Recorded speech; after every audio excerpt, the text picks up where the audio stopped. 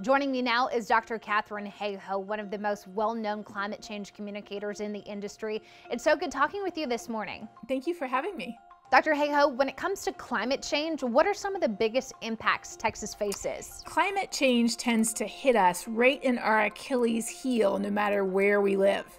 So if we live somewhere along the coast where we've always had hurricanes, then how we see climate changing is we see that hurricanes are getting bigger and stronger. If we live inland where we're used to having droughts regularly, we're seeing that our extreme summer heat and our droughts are getting stronger and longer.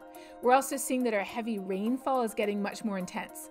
All across Texas, our weather goes like this naturally all the time, but as climate changes, it's like we're seeing our variability getting stretched in both directions. That's why we call our YouTube series Global Weirding rather than Global Warming. In Austin, we like to keep it weird, but that's not the type of weird we're looking for, particularly with flash flooding, which we see in the spring and fall. This is not normal. According to natural factors right now, the average temperature of the planet should be mostly stable, but very, very slowly, gradually starting to cool. Instead, the planet is warming faster and faster. And the only reason for that is the fact that since the beginning of the Industrial Revolution, we humans have been digging up more and more coal, and then later oil and natural gas, and burning it. When we burn it, we are releasing all of that carbon that was buried deep underground into the atmosphere.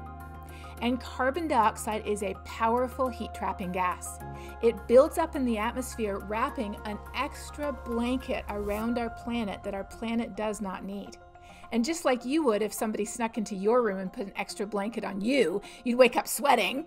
In the same way, our planet is running a fever because of the extra blanket that we're wrapping around it. Dr. Hayhoe, thank you so much for joining us. Thank you so much for having me. This is great.